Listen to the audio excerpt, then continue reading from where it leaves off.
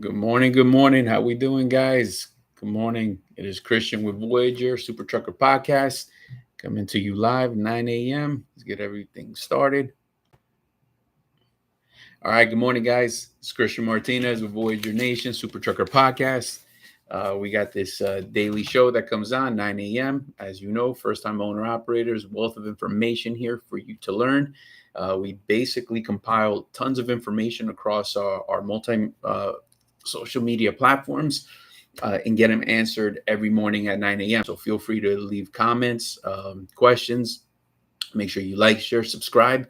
It does, it does help the algorithm get this content in front of the right people. So once you do subscribe, please make sure you hit that bell icon. It will get this. You will get notifications of when we drop videos. All right, guys. So some of the questions that we're going to be covering today are: what are Voyager's expectations for owner operators joining the fleet? So learn the details behind that. How do we balance home time and profit? That's another one that guys are really excited to learn about. How do taxes work for owner operators in Voyager? Remember, this is also for first-time owner operators who this game, it's new to them. So these are questions that they're wanting to know. All right, so what's the best truck for a new owner operator? Older and paid off, or newer and financed? Get the details behind that. And how does Voyager train dispatchers to work with owner operators? That is such a monumental question because it affects your bottom line directly. Operations, your dispatcher, that relationship is everything. And what's the number one reason owner operators fail in the first year? Guys, that's important because you want to learn through others' mistakes. You don't necessarily need to make them yourself and have the cost behind that be a burden to you. All right. And how does Voyager help owner operators scale up to have more than one truck? We got plenty of those guys that have done that on our fleet. If that's something that you might be looking for, that question pertains. The answers to that question are going to pertain to you. What makes Florida such a tough state for trucking? If you already don't know, you will learn. And how do you handle breakdowns on the road? Here we go. And what's the hardest lesson you learned growing Voyager? So get those details. That's what we will be covering today, my people. Before we actually do get started, make sure you like, share, subscribe. It helps the algorithm get this content in front of the right people. And remember, we actually accumulate all the questions across our multimedia platform and answer them 9 a.m. So let's go ahead and get started with question number one. What are Voyager's expectations for an owner operator joining the fleet? Professional communication is king. We got to be able to communicate professionally in order to solve the big problems, the problems that are actually going to affect the bottom line. So that is one of the biggest things. All right. Willingness to stay in the fight and endurance. So that's what happens. So everybody, no carrier is immune from trucking. No owner operator is immune from trucking. Shit happens in trucking. There will be layovers. There will be cancellations of loads. There will be predatory raycon. There will be, breakdowns. Unfortunately, accidents do happen. All of these things are part of trucking. You just got to be able to stay in the fight and have that endurance in order to keep pushing your business forward. So that's the important key behind that. Maintain equipment responsibly. That is another major portion of it. Not only your equipment, right? So we do provide top of the line trailers for all of our guys who are looking to need one. And we ask you take care of that bad boy as if it was your own. Remember, it's top of the line equipment. Keep it maintained. Doing that pre-trip, not just doing the pre-trip on it, but communicating to us effectively as to any kind of maintenance issues that may be arising. Again, that goes to the first thing that we talked about, that professional communication. We want to know what you're finding on that pre-trip. We want this maintenance program to work for you. All you got to do is communicate effectively. Run hard when freight is hot. That is another monumental key. So in this relationship, a lot of guys actually talk about, what do I do when freight is low? What do I do when the rates drop? What do I do? So first you stay moving, but how you combat that is when the freight is hot. That's when you should be getting it. That is when you're out there making sure you're putting in the work. stashing those chips, building out that reserve. So again, it's actually a proactive move rather than reactive. So we focus on that in order for our guys to be successful. Guys, like, share, subscribe, hit that like button. I got 6 people in the chat, only 2 likes. Help a brother out because it will help the algorithm get this content in front of the right people. All right. Be reliable. Reputation matters. That is for sure. Because so even for example, right now, utilization is everything for Monday morning. Today, right now, next week is starting. Everybody, if you're an owner operator out there, your dispatcher should be calling you as of right now in order to start planning next week. That's what you should have. If that's not happening for you, 863-342-5171. So what that does, it's not a burden that the guy is actually just, blowing up your phone. It's that he's proactively ensuring that next week is a financial success for you. So this is where the planning starts. You don't want to be against the curve, especially if you're the guy leaving Florida. You want that phone call today. You're pre-booking today. So on Monday, you're already ahead of everybody else. So guys, make sure that is happening. Like, share, subscribe. It helps the algorithm get this content in front of the right people. All right. So how do you actually balance home time and profit? Well, you schedule home time strategically, based on your needs, obviously, but it has to be strategically. I have seen some people take a vacation from Wednesday to Wednesday. I think that's a pretty good strategy. It works for the individual who did it, but what his concept was, he actually never wanted to have, even those would be two low settlement checks for only a few days, but he strategically rather have something to offset the cost than to have nothing coming in. So that works for him. That's a strategy. Other guys are going to strategically come home every other weekend. And whatever strategy you build, you got to make sure that it's built around your business and the profitability of it. So scheduling is all strategy and also where you're going to be going. So for example, the worst thing that you can actually do is change the game in the ninth inning. You don't want to all of a sudden on a Wednesday say, you know what, forget it. I want to come home this weekend. Strategically, that dispatcher probably has you positioned on the Wednesday to continue to continue your round robin and connect all the loads, not to come right back. Perhaps from where you are right back to Florida is not the best paying. It's not a good strategy. So make a plan, stick to the plan, and you rock out. All right. Communicate with family like it's a part of business. Yeah, absolutely. So communication is everything on both sides of the fence. People got to know what you're getting into, but for the most part, a lot of families are going to know already. I mean, our guys have 2 years experience, so it's not like it's new to anybody and you just kind of started doing this. Wrong longer stretches before big events. Yeah, I've seen this happen a lot where a guy has an extended vacation due to a wedding or something pretty important going on in his life. No big deal. He normally what this guy will do is break up his consistency in regards to, like, let's say he's home every other weekend.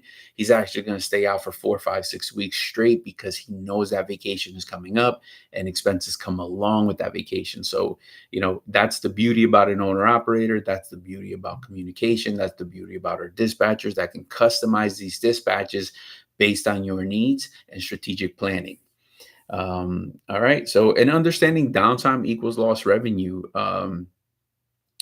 It's, that's what a lot of people sometimes don't understand. And what it basically means is any week that you're down, you're giving up that potential revenue that truck could have been making for that week.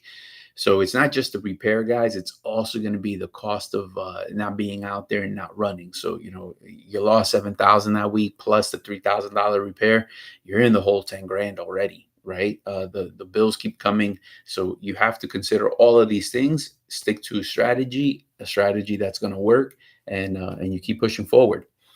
All right. So how do taxes work for an owner operator at Voyager? All right. So this question comes up a lot. Remember, guys, we do have first time owner operators.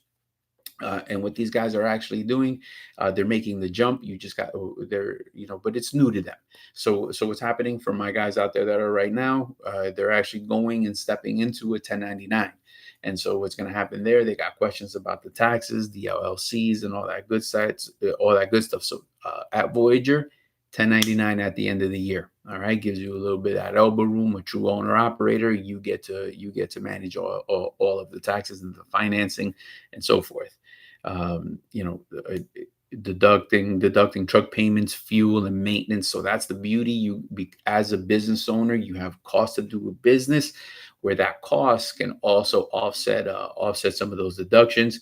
But you should hire a trucking tax professional. I am not that guy. I'm not looking to get anybody in trouble. But you definitely want to get that done.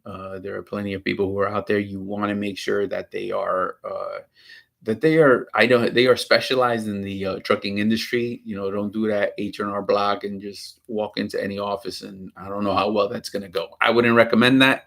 But if somebody's done that and it worked out, there you go. Put it up in the comments, guys. Anybody do you recommend to get that done for you? All right. Make sure you are saving for your taxes. That is part of a fixed cost. They're coming. It's not going to go away. You don't want to owe those guys money. They will get paid. All right. So you want to be able to do that up front and start putting that reserve. Okay. Consider if you're going to be an LLC or an S corp. Again, a lot of guys, when they're filing these, when they're creating their businesses on SunBiz and EINs and so forth. Again, you want to come up with your plan. You probably want to have a tax guy already. Let him know, hey, this is what I'm going to be doing, and they'll coach you on how to get it done the right way. All right, so you want to make sure that you have that, that you guys have that. All right, so hire trucking specific tax pro guys. Don't forget about that. I guess that's the most important part. You want to make sure they're specific to that. And you want to make sure that they get it done. They get it right on the first time. All right. All right. So here we go. Okay. What's the best truck for an owner operator? Older and paid off, or newer and financed?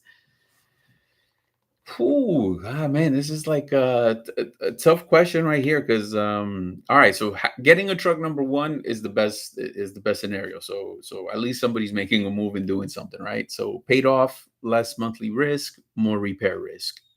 You want to be careful, because those used trucks can easily end up being a repair project truck, and I've seen that happen time and time again. And just because it's paid off, it doesn't mean you have like this monumental amount of savings, right? So if we just took it, $1,600 a month, it's for, like, let's say a Lone Mountain truck, on a year, that's less than 20 grand. So are you going to be spending that on repairs minimum anyway? But then what happens is you have downtime.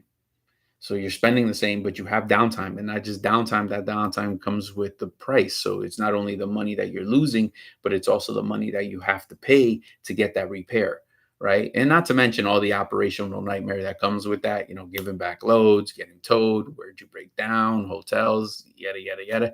So it's just going to depend. There's good and bad to everything. The newer ones come with that warranty. I'm not saying higher payment, yeah, for sure, but I'm not saying you buy brand new. Maybe somewhere right in the middle is going to be your sweet spot. Check the mileage, engine hours, all of that good stuff is what you should be looking at in order to decide if that's what you're going to be doing and which one is going to be better. All right. And it also, I agree that it's going to depend on maintenance skills, guys. A lot of old school truckers out there definitely know how to fix a few things. They got plenty of tools in their truck where they can actually address. They could change a tire on the spot. Some guys could change a starter. They're mechanically inclined. They can handle it. They got the tools and everything. A lot of guys are that, but then you have guys who don't. And those guys should actually never be looking at that money maker that we call, or that project truck, because you're going to be paying someone to handle that all for you, and it's going to cost you an arm and a leg. And chances are the level of your success is diminished by so much when you do that. So really, the decision making on what truck you're going to be buying, you should consider what you're capable of doing and what you're not capable of doing. Do you have to outsource everything, or can you actually do a lot of the work yourself? And are you willing to do all of that work yourself? Plenty of guys live and breathe trucking. They don't mind spending that 34 underneath the truck, working on their truck and making sure that it's pristine. Other guys, remember, with that home time, they got that family responsibility. So do they even really want to be under the truck all weekend long? So it's bad enough that they were on the road. Now is the next, did you go home to stay in the truck and make sure it's roadworthy? So consider all of those things when you're actually buying that, right? Another major factor on whether to consider paying a truck cash or actually financing one is cash reserves. That's definitely gonna matter. Sorry about that, guys. All right. Cash reserves matter more than the actual truck. You buy this money maker, and let's say that leaves you flat broke, and that's it. You don't know what you bought. You don't know this project truck. You don't know how many things are wrong with it. You're starting an adventure with absolutely, now you're onboarding and you're taking a first load with absolutely no funds. Guys, that's a recipe for disaster. Yes, you can move some liabilities to, like, let's say Voyager Nation. Hey, good morning, David. How you doing? You can move a lot of liabilities to the carrier. That's a pretty good thing to do. However, you don't want to be completely flat broke when you're starting into a project like this. All right. So here we go. How does Voyager train dispatchers to work with owner operators? All right. So one of the things is transparency on loads. You're gonna get that right up front, because you have to be into it. That dispatcher is the bridge between you and what's happening in the market. He is actually your guy. He is your connection. He is the person, or she is the person that is feeling out the market. And downloading to you on the information and strategically planning where is the best places to run. And so that is your bridge, and it's an extension of your operation for the market. So that is how these guys are getting trained. It's not so much transactional, right? It's going to be a dedicated dispatcher, so they know that the customer is going to be the owner operator, and what you're doing there is you're basically learning the needs of every owner operator. So let's say a dispatcher has 8 trucks. That's 8 different projects. That's 8 different people. That's 8 different business plans. It is literally customized to every single owner operator that comes through that door. And the thing behind it is because everybody has different home time. Everybody runs different areas. Different areas. Some guys are regional, west, northeast. Just everybody comes in different shapes and sizes, but that's what you want: the guy that understands the end plan, the actual goal every single week, and stays consistent. So this is why I'm saying it's about a relationship. So, for example, right now, today, these guys are already calling to start booking Monday loads. Why wait? So that phone is ringing. So either a guy is coming off of some home time, that phone is going to be ringing. Guys are on current loads, getting unloaded, already getting the phone calls for that Monday. That is a relationship where they understand the importance of moving your truck. It is not transactional, where we should be waiting for Monday morning for you to call, maybe or maybe not. And so because the phone didn't ring, they didn't look for a load. No, our guys have more accountability than that, and they have to be responsible for a lot of that, for the outcomes to a lot of these settlements. So again, it comes down to the relationship that you cultivate with your dispatchers, right? That is one of the most important things that all right. So we got a comment here specifically on this. Good morning. If it don't work out between you and a dispatcher, what happens? Thanks for all you do, brother. So in our roof, Nothing is personal. This is business. A lot of times we're in the people business, and sometimes people don't connect. There are other dispatchers that we can move a guy to. Now, what happens is, people are like, oh man, but then there's a target on my back. None of that happens. It, it, the level of professionalism is a lot stronger than that. And what's going to happen is everybody is goal driven, and everybody understands the big picture, right? So sometimes if there is that just two people just didn't connect for whatever reason, definitely move into a different dispatcher. That dispatcher understands the game plan of growth, and the growth would be, put that on another dispatcher. Next inbounding truck would go on his board as an organization, as a service to the owner operator. He's getting the best quality service as possible. So for us, nothing is personal.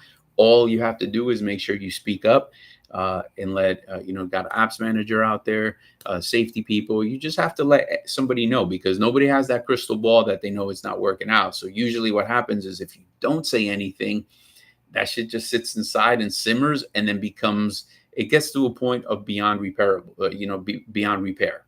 And then it's the smaller things that start to happen. It's the smaller things that start to brew up, and become big deals. And we even forget why we're annoyed, why we're not happy. So the idea behind it is to eliminate all of that stuff as it's happening. And the secret behind that is our guys are trained to actually have business discussions. A lot of people say they can have it, but can they even really handle it? So that's what we do best, is be able to stay calm, keep that patience level there, emotional intelligence is in check, and be able to have business discussions and not take it personal. So there you go, my man. All right. All right. Second is, you need experienced people. That is definitely for sure. Whether it's similar fields and all of that. We have taken people from the broker side that have crossed over to the dark side. Welcome, and and they do very well. And some guys, probably the hardest transition for something like that, guys, is because we have to beat them down. Is the customer. The customer is now the owner operator. He is the first line of. We do have multiple customers, but number one is going to be the owner operator. Guys, like, share, subscribe. It helps the algorithm get this content in front of the right people, and you'll definitely help us out and help them out. So please do so, and make sure that you are subscribed. Hit that bell icon so that you get notified when we drop videos. Tons of information there, beneficial to you. All right, guys. If you have questions, put them up. Let's go. Where are we going? All right. What's the number one reason owner operators fail in the first year? All right. So there's a few of them. However, we're just gonna go off of these right here. Poor money management. I have definitely seen that. That poor money management becomes a problem. Where instead of making sure that he's reinvesting into the business, or building that stock, that reserve, the maintenance reserve, paying his truck first, and taking care of that. They upgrade the square footage at the house. They upgrade the car, and there's just poor money management. Especially if you come from a company driving standpoint, you've never had that type of cash flow before. It could be challenging to manage it, and that's one thing you definitely have to pay attention to. So come up with that plan and stick to that plan.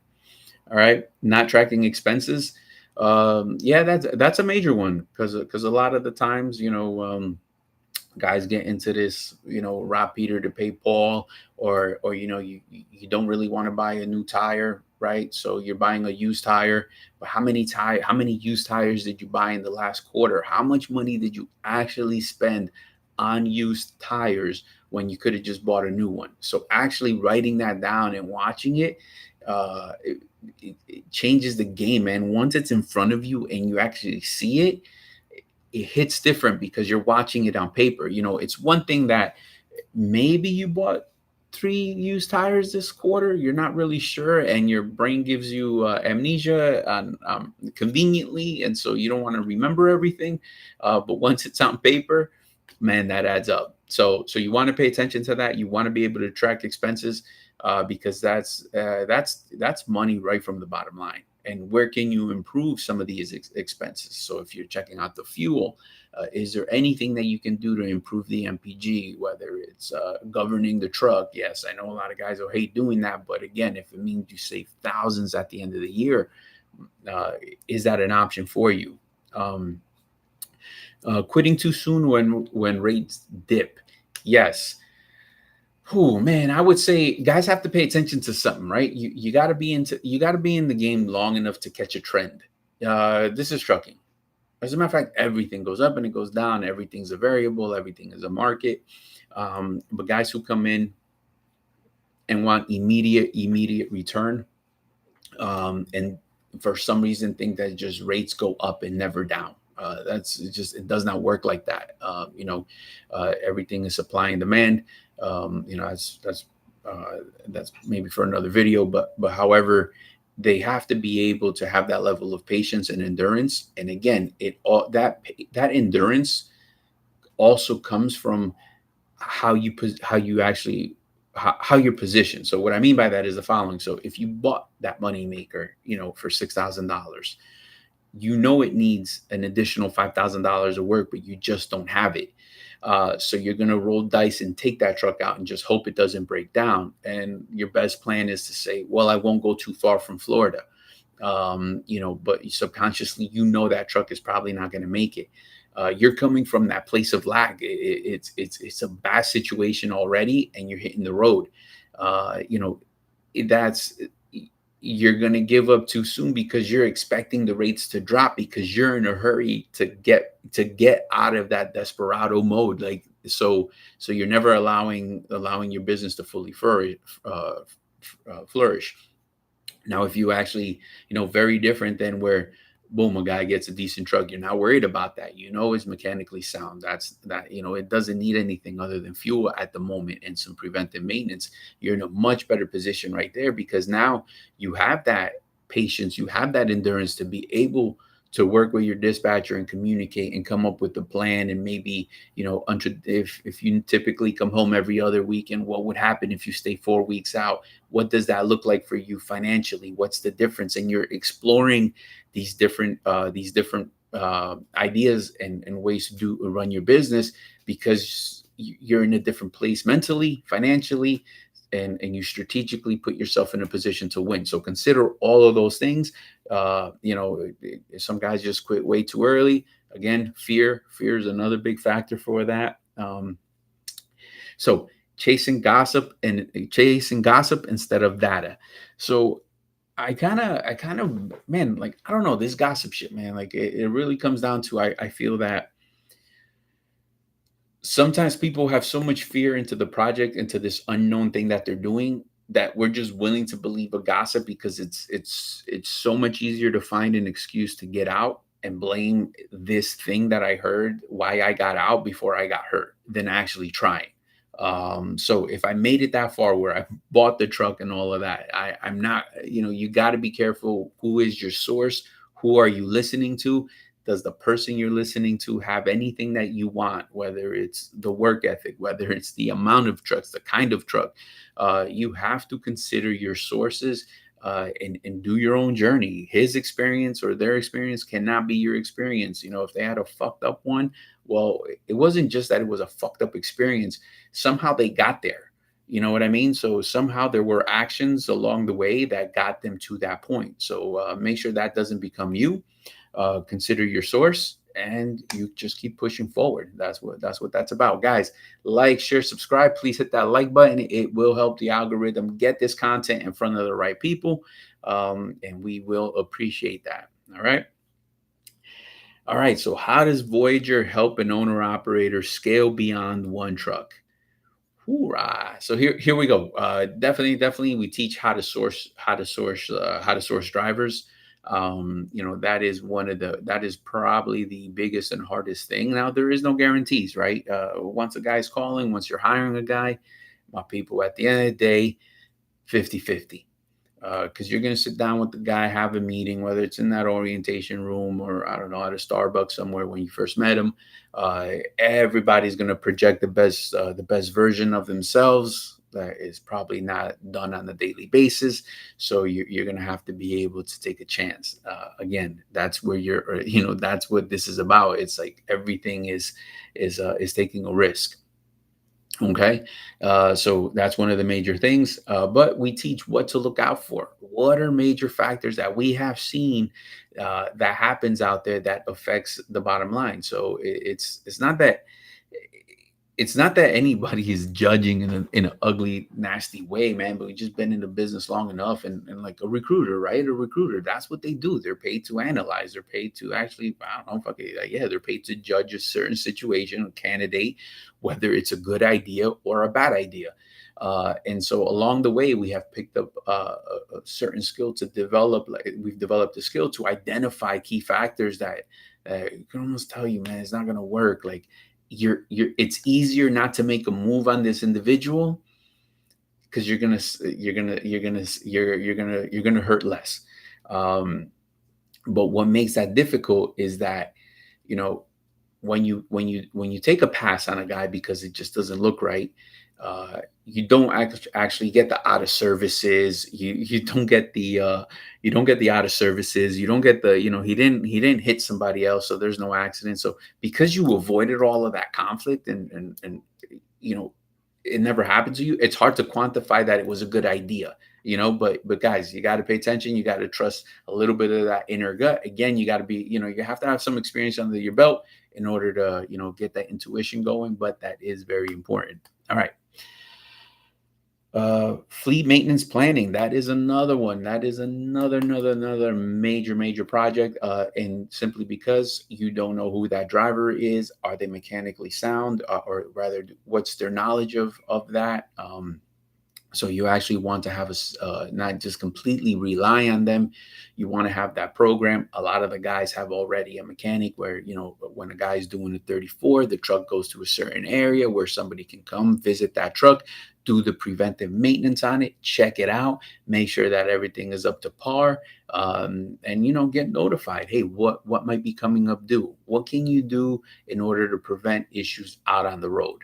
All right. So in the comments, we got Mike. I judge. Yeah. Here we go, man. Like, and it's it is what it is, man. That's how it rolls. As a matter of fact, the owner operators judge a company. Should I go there? Should I not? And it also, carriers judging the guy. Should he be here? Should he not? So it is what it is. All right. Fuel card leverage. One of the biggest things that is there, like, you're giving you got a guy, you got maybe one or two trucks out on the road. Fuel is a major expense to your business. So now how can you leverage the discounts? Training the individual in order to actually use these discounts, because it is monumental to your profitability. So that is a major key component to your success. Is that fuel card. All right. And then you got operational mentoring, right? So a lot of it is that you'll be surprised. A lot of guys don't really know, how to pay a guy. Should they pay him per mile? So should they pay him percentage? They're trying to which one is better? Is it the same? And what is the benefit to each one? And not just that, they don't, usually that fleet owner doesn't want to let go. It doesn't want to lose a guy, right? Because it took you some time to actually find the driver. Now that bad boy is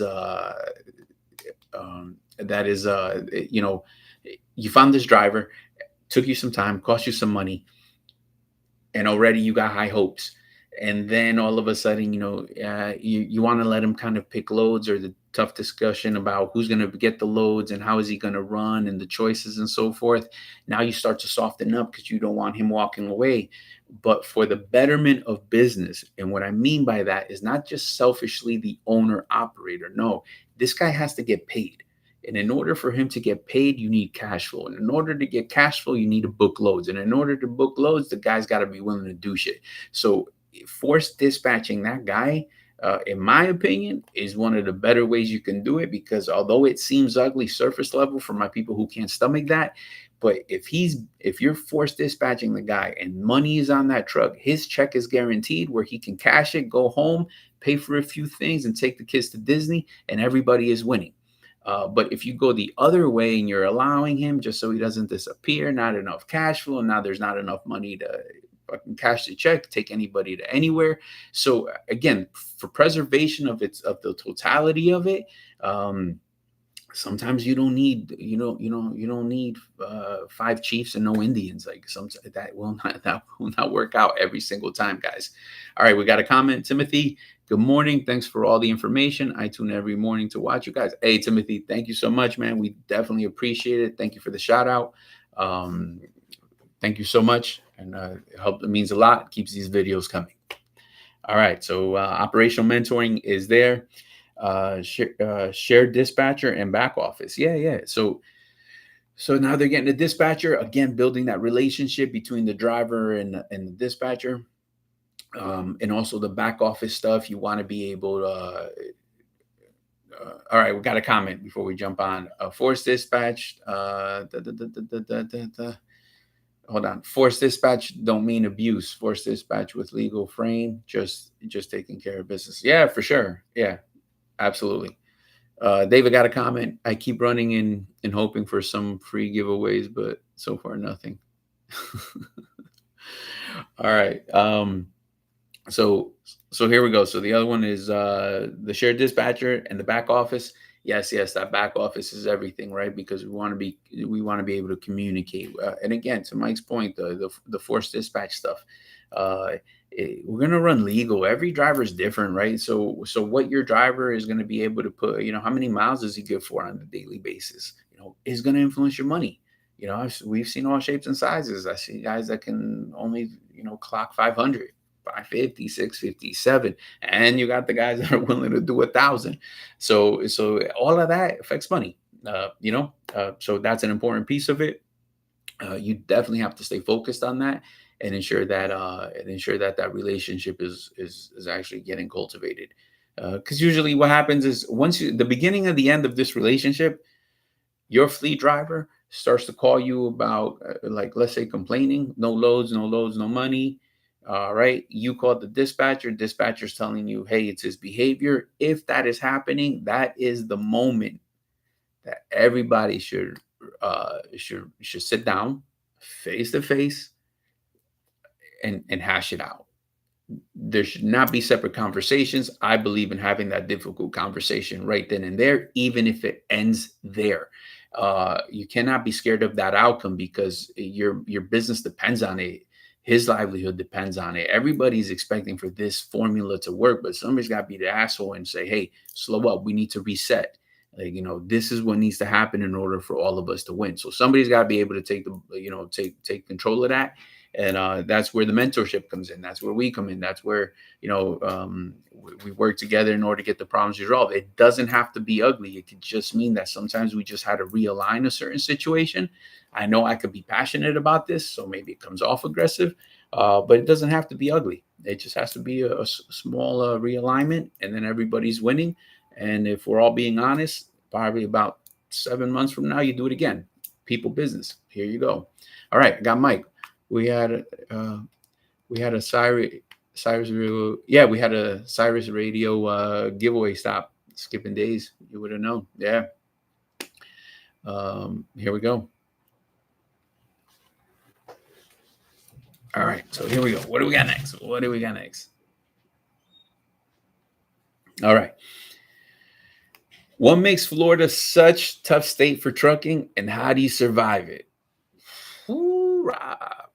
All right, so everybody's gonna say the number one. Bad boy is going to be low outbound rates. All right, but we cannot ignore that the inbound rates feel a lot better than the outbound rates. So let's start with that. Welcome to sun. We got beaches, and we have sunshine and palm trees, right?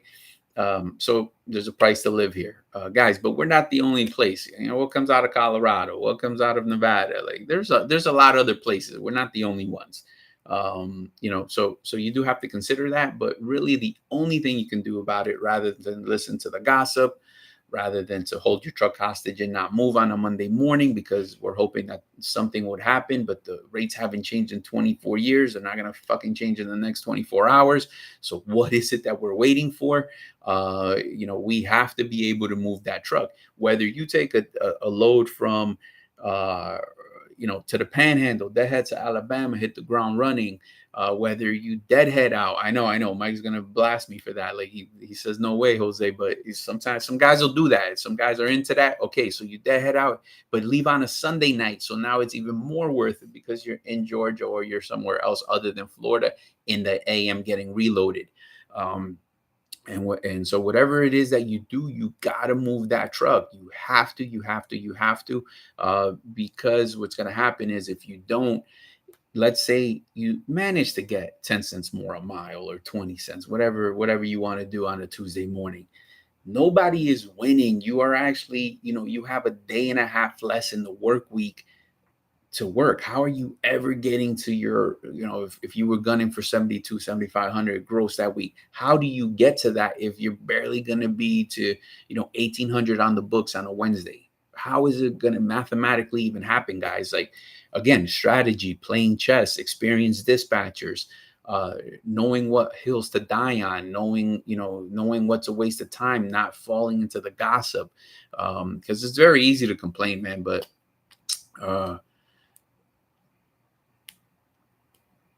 yeah, so here we go. We got a comment. Freight going back to Chicago pays, Florida outbound rates. Flip it, and what changed? Yeah, here we go. Oh, we missed one here. Sean, learning a lot from you guys, from your show. Thank you, sir. We appreciate it, Sean.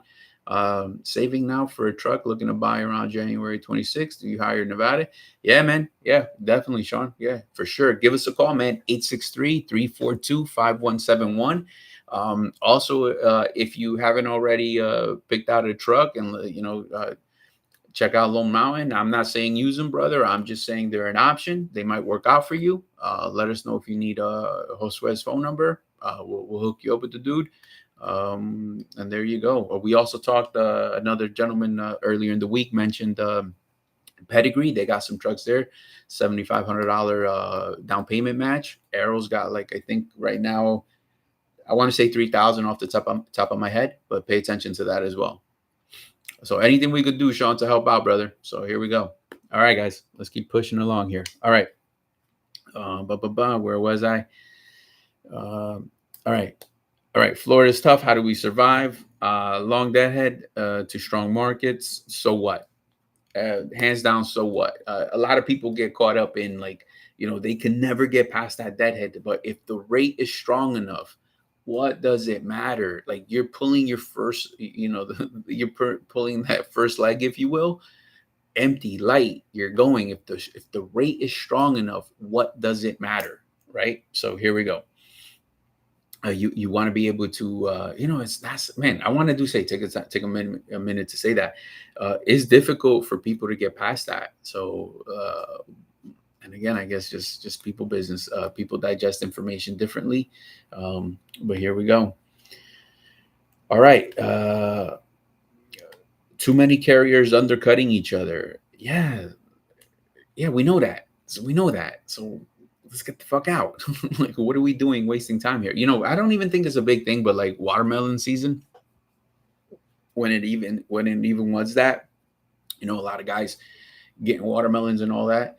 Man, we still won't haul that, because what happens is, like, now your guy's on the field getting floor loaded, or now he's going to deliver that wonderful load that pays so much money to somewhere up in Georgia, Kroger's, who fucking knows. They plug a watermelon, and now you rejected the entire load, and now this guy's selling 2 for 1 on the side of the road to get it offloaded. All that movement, no freaking progress. So while everybody's fighting for that, hey man, you can go to Tampa, call Pepsi or something, get some empty tin cans, bada bing, and you get a strong rate because capacity has been redirected somewhere else, and then you get out of Dodge. So there are so many ways to slice and dice this, my people. It's just the ability for your dispatcher to think outside the box. You got to be able to have that capacity to do outside of the box things, and not just believe the hype, not just believe the gossip. Be open to what is good business practices. All right. Survive by planning. Yeah, man. Yeah. So I would say the way you're going to survive it is just let it go. Focus on things you can control. That is not one of them. So welcome to Florida. I do have a lot of guys that, I do come across a lot of guys who are obviously transplants, especially Jersey and stuff, and they'll come down. I'm letting y'all know now, Jersey local is not Florida local. Like that's apples and oranges, my people. You're not gonna come down here and replicate those rates. So just letting y'all know before. So if you are planning on something like that, do your homework, because I've had people get sticker shock. All right, so here you go. All right, da, da, da. How do you handle breakdowns on the road? So here we go. One of the things is if somebody is concerned about that, and one of the questions in that orientation is what happens if I break down? Boom, that is the perfect moment to sign up for the voluntary maintenance program. And why does that happen? Is because you want to start stashing money right away. So when that day comes, you have something there in order to offset the cost of whatever that breakdown is. So obviously, if there's a question, something has happened, it is a concern. And so we have to address that concern proactively. So we got this wonderful maintenance program that is you voluntarily, you can do 1, 2, 3, 4, 5%, however aggressive you want to go. That piece is up to you, and it is there, always accessible to you 24/7. All right. So that would be that. Uh, use network repair shops. We do have safety on standby, helping people make those phone calls. Obviously, they're unable to negotiate the rate, but they got the contacts. They've been out there. They've been doing this some time. It's about efficiency. It's about getting roadside to the individual. It's about also what the dispatcher is doing on the back end. Letting the broker know. Being in touch as far as how long is this repair going to take. How can we salvage the reload as well? So there's so many moving pieces to this. It is so important um, uh, to handle this thing as an entirety. The best scenario that has to happen is to try to get you up and running as quick as possible. Maybe had to without even rescheduling the delivery. That would be king. But even if so, it's got to be something that reasonable. You deliver your own load. That is always going to be the best scenario. Guys, like, share, subscribe. It helps this algorithm get this content in front of the right people. We appreciate that. All right. All right. So yeah, and then here we go. So communication with your dispatcher immediately, so they can get the right people involved and start assisting right away. So many things have to happen behind the scenes for us to win. All right, for you to win too. So here we go. Everybody's winning. All right. All right. So here we go, guys. What's the hardest lesson you learned growing Voyager? Mm. Don't trust promises without contracts. Yep. One of that is that right there is going to be, a lot of the brokers. Everybody's going to say what they need to say in order to push through or manage that situation and relieve like tension and hopefully everybody acts like they're helping us get to the resolving a problem. But guys, if it is not on the Raycon, if it's not on paper, that should never happen. And they will deny it. The guy won't answer the phone. I've been burnt so many times where it just becomes so much easier to just say, send me an email, revise that Raycon. It doesn't have to be ugly. It doesn't have to be from a negative place, but just like we talked about, business discussions, right? Business decisions. So, hey, it says here that you're going to deduct 50% from the line haul if I'm late. No, don't worry about it. If you call me, we're good. Nah, man. You know what? Go ahead and remove that. Or you're already, you find out that, your driver, an owner operator is trying to make a delivery, and all of a sudden it's somewhere else, right? And so let's say it's 50 miles away. I'm giving you simplistic examples. Okay, now we'll get there. I understand it has to be on time, but I need a revised Raycon. I cannot move this truck without having any idea how much this is going to pay. I'm not being vicious about it. I'm not holding anything hostage. I didn't make the mistake. I just want to secure that my customer, owner, operator knows exactly how much this is going to be. And I want it on paper because I'm not waiting for this broker to tell me that, let me find out. Let me find out while after I made delivery, and then there's no paperwork, there's no money's talked, and then they blow me off. So there's, don't want to be in that position, guys. So make sure your dispatcher is always fighting for you. These growing pains are real, whether you're going to do your own authority. It happens. This is trucking. Welcome. All right. Every driver's reality is different. Yes, yes, yes. So this is hands down. And I think, man, like, I think this is how gossip happens. Like, man, I think this is what makes it so difficult because everybody has different priorities. Everybody operates in a different reality. Every mind is a world. And so what's good for one is not for the other. And there's many ways to be successful at trucking. You just, you don't necessarily have to replicate that guy's plan. Like, you can get to the finish line doing it your way. Not rather your way, but a successful way, right? A way that works. It doesn't necessarily have to be identical to that individual's. So it's the same thing when it comes down to whether how you're going to run your business, what truck to buy. Some guy may have had extremely good luck with a Packard. Another guy, maybe that was the death of his company, and so now you got two different views. Which one's right? They're both right. So consider the source. It's one of the biggest challenges.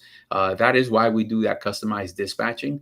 And the reason behind that is because everybody has a different reality. Everybody has different needs, different priorities, and so you want to be able to be a solution for many people, not just one. All right. So here we go. Recruiting and relationships.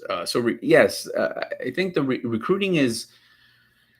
Man, the recruiting is definitely one of the hardest lessons to learn, that it equals relationships, because at the end of the day, um, everybody's projecting a version of themselves, right? Everybody's talking about all the nice stuff. So it has evolved into where, our discussions, our orientation, our recruiting process, you is based around efficiency, is based around no fluff, is based around what are the things that are going to make you successful here. What is it that somebody is looking for? And yes, we have had to walk away from some opportunities because the expectations were not in line with like anything that the market has to offer. So because one time somewhere along the road in his trucking career, he was paid that or this or that, just because he's trying to say it over and over again, it's supposed to happen, it won't. So for example, um, you know, our job is to actually, the dispatcher's job, our job is to give you exactly what the market is trending, what is feasible out there, and give you that top-notch service. All right. I would be failing if I give some guy misguided information of what's possible and what is not possible out in the market. All right. So here we go. Uh, so give me 1 second. All right. Sorry about that, man. All right. Sorry about that. All right. So, okay. So here we go. Where was I? Success takes boring consistency and work and endurance and beatings. Yeah. Most people quit today.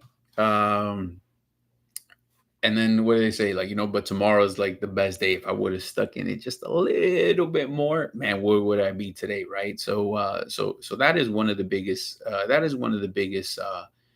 biggest key factors that come to that. Um, Anybody could be inspired, man, like for sure, but that consistency comes from a certain type of fight, certain type of person that comes from that. Like, as humans, everything gets boring. Everything is that. Like, even safety. Come on, guys. Like, why do you think they give you training? Like, they already told you where, have your,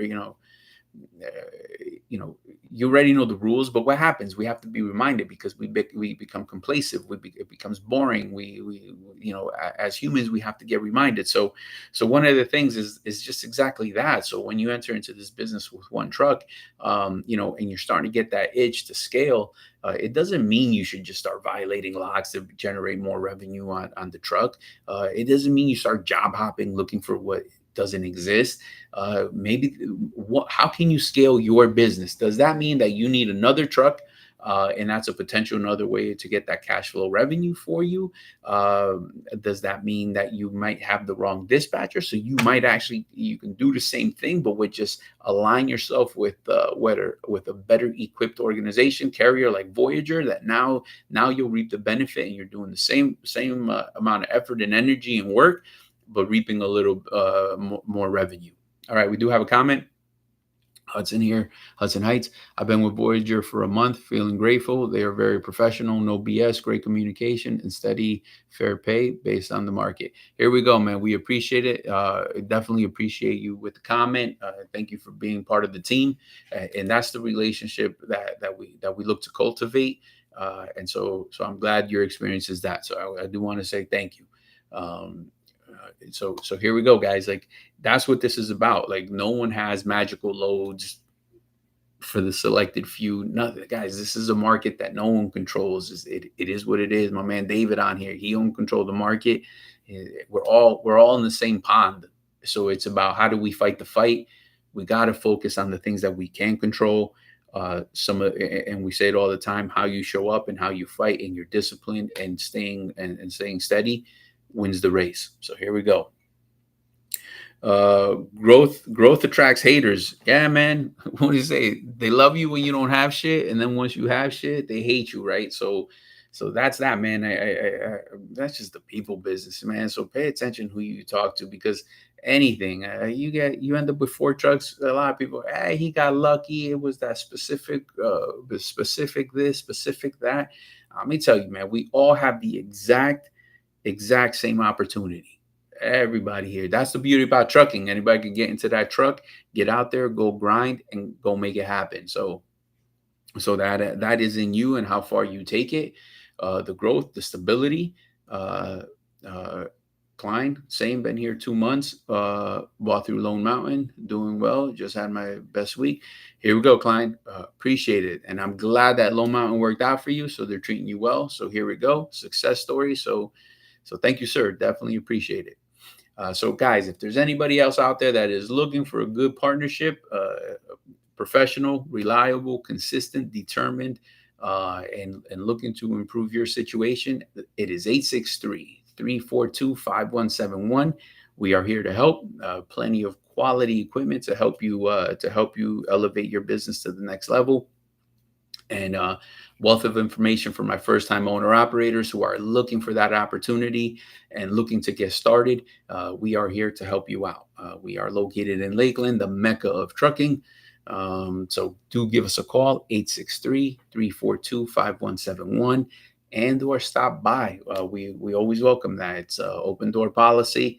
Stop on by 9 to 4. We got plenty of parking in the back, so you can park truck and trailer as you come in and talk with the dispatch team, talk with the ops manager, safety, whoever you need to meet. We're always available. All right, you just got to speak up. Let us know who you want to meet, and we make that happen. All right, so here we go. Just let us know. Hey, I want to meet this guy or this girl. I want to meet this person from this department, and we're always available to do that. So my people, stay the course. Stay trucking. Stay earning. Stay healthy out there. That's important as well. Please like, share, subscribe, guys. Smash that like button. It helps this algorithm get this in front of the right people. Again, that's what helps the algorithm. It's not like we have sponsorship or anything like that. So here we go. I do have to get to my day job. Got an actual orientation going on, so that's always a plus. So guys, if you're looking to be effective and experience the partnership here, once again, 863-342-5171. Yeah, have a profitable weekend. Amen to that, brother. Yeah, for sure. Guys, press your dispatchers. get into you. Make sure they are already booking you for that Monday. You got to stay ahead of the curve on that. So make sure that's happening. And if it's not, tell somebody. Somebody's got to do something about that. Okay. So guys, we're open to questions, comments. Make sure you put them up. We will get to them and answer them. If not live, we also will get to them and a little bit later on and answer the questions at 9 a.m. the very next the next show. Yep. Yeah, David, that's the kind of vibes we need, man. Positive. That's what it's about, man. Because you care. That's going to determine your reality, your experience out there, man. I know that's maybe on some other level shit, but it matters, man, for real. Here's Mike with his rainbows and unicorn. Yeah. All right. There's one in every crowd, David. There's one in every crowd.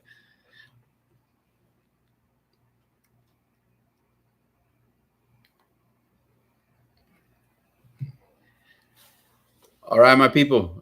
Last chance to get some comments up. I got Chris here. Sorry, I didn't see this one. How many trucks are you working with?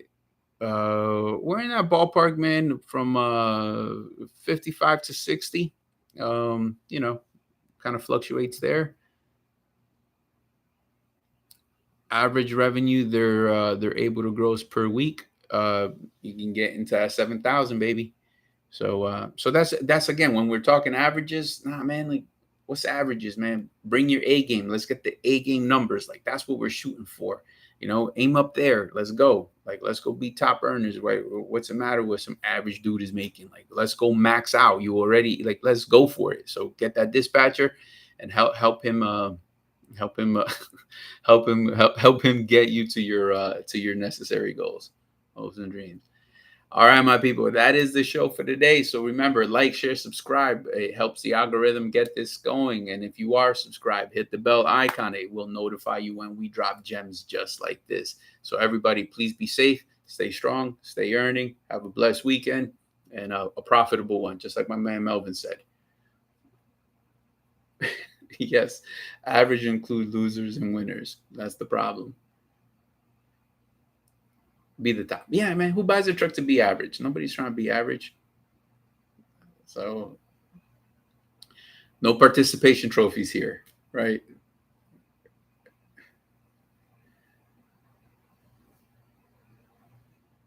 David keeps buying his lotto ticket every week. Here you go. All right. All right, my people. So that's a wrap. Be good.